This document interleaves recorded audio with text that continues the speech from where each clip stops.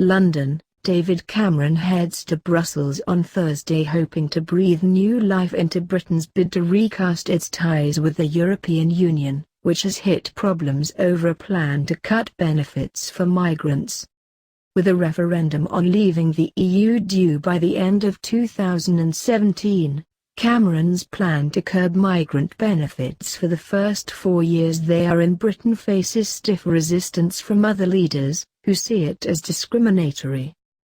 Cameron's hardest battle is certain to be on welfare reform, said Agata Gostynska-Jakubowska of the Centre for European Reform, CER, think tank. He has made a fetish of in-work benefits in his negotiations. On this issue, he is alone against 25 member states. The measure is one of the 4 main pillars of the Prime Minister's strategy to renegotiate Britain's membership of the EU and then campaign to stay in the bloc. Early hopes that an overall deal for Britain to take to voters could come at this week's summit after Cameron outlined his wish list in a letter to EU President Donald Tusk last month have been dashed. The pair are now aiming for a February agreement instead. But the tricky question is how to secure it, given the scale of opposition to Cameron's benefits proposal.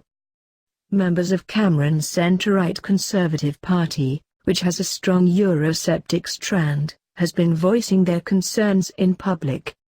London Mayor Boris Johnson wrote in Monday's Daily Telegraph that Brussels had given the bum's rush, an expression referring to an abrupt dismissal, to Cameron's modest proposal. Johnson, seen as a possible successor to Cameron, added that the EU needed to recognise that Britain was a special case due to the number of migrants it attracts. Owen Paterson, a Eurosceptic former minister, told Sky News Sunday that Britain had been promised a total change in its relationship with the EU. What actually is happening, he, Cameron, is like someone in a little dinghy, bumping along, being towed along by the enormous Great Channel Ferry, Paterson added. The Prime Minister's spokeswoman denied Britain had been given the bum's rush by the rest of the EU. She expected the renegotiation bid would be the main topic of conversation at Thursday night's summit dinner. Creative proposals.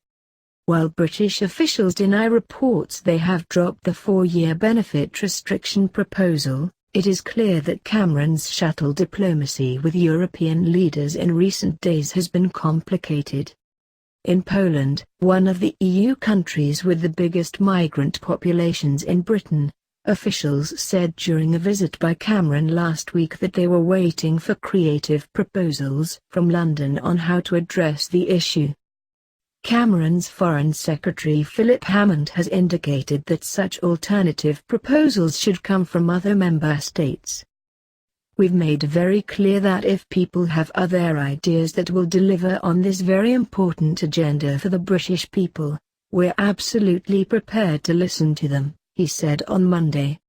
Possible solutions to the impasse could include an emergency brake on migration into Britain, according to EU diplomatic sources. This would allow Britain to limit migration from the other 27 EU countries if its public services are overwhelmed or its welfare system is being abused, they said. Some analysts suggest another alternative could be to withdraw benefits from young Britons as well as EU migrants. How this disagreement is resolved could be key to the referendum's outcome, particularly since polls suggest the vote, which many expect in the second half of next year, is looking close. Attitudes to immigration are a strong predictor of likely support for leaving the EU, a paper from Foreign Affairs think tank Chatham House said this month. The more salient this issue becomes or the more it concerns voters, the more likely it is that the number of outers will rise. AFP